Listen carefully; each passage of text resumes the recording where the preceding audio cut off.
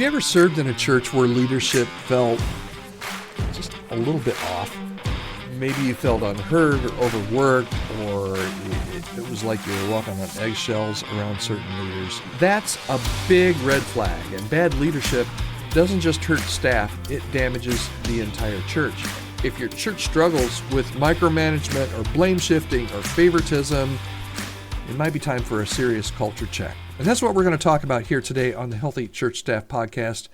I am Todd Rhodes. I'm one of the co-founders of chemistrystaffing.com. And today, I'm going to be diving into 5 clear signs of toxic leadership and what to do about it. So stick around, because if you're in an unhealthy church staff environment, you're not alone, and hopefully I can give you a little bit of help today. All right, we're going to talk about 5 different things that I think are going to help you to identify and work your way through a toxic church staff culture.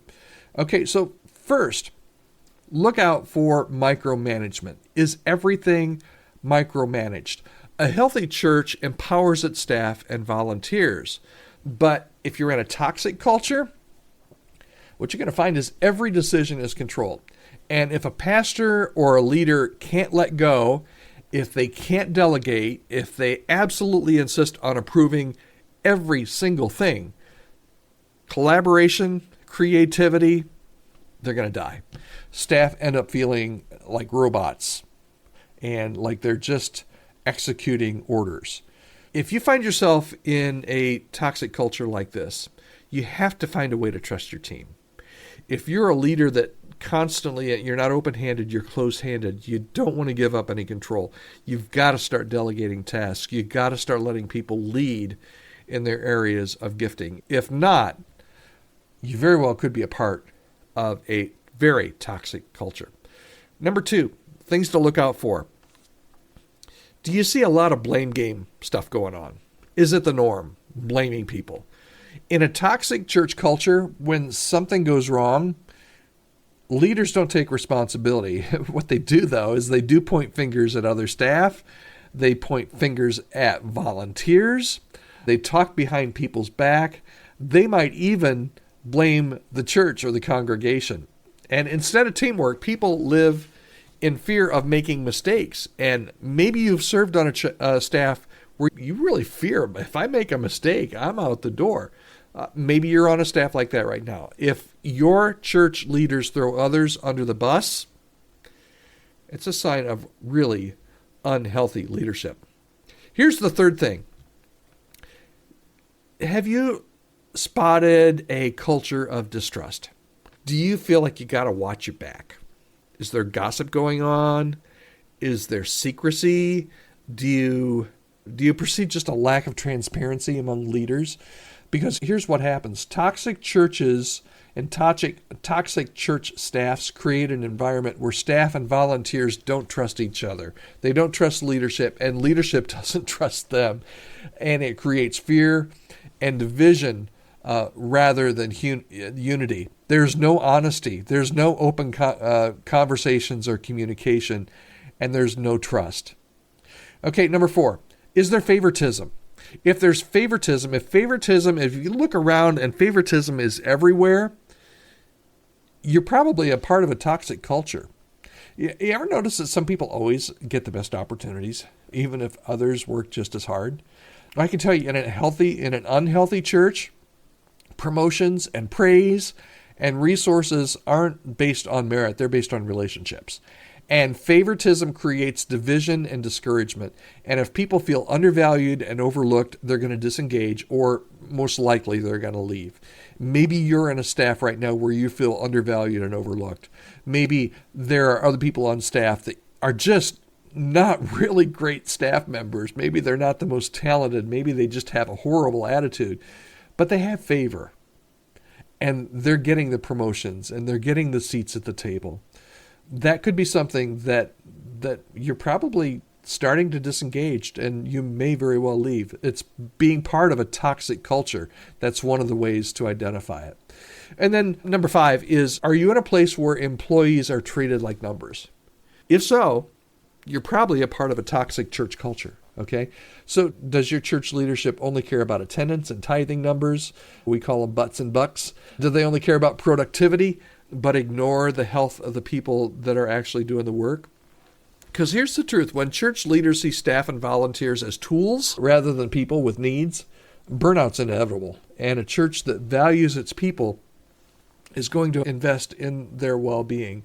So if you feel like you're on a team where there's just no way to create any kind of work-life balance, if there's a team where you just don't feel like anybody really cares about your health or your burnout or nobody really notices, that could be that you're very high chances that you're a part of a toxic church culture. So what can you do when you see these signs? Okay. So if you're a part of a staff that is, you're like, I just heard you say, Todd, the 5 different things, and probably 3 of them or 4 of them or 5 of them, that's where we're at as a church, or that's how I feel we are as a church. What can I do? All right. If your church is showing these toxic red flags, you really have a few options. Okay.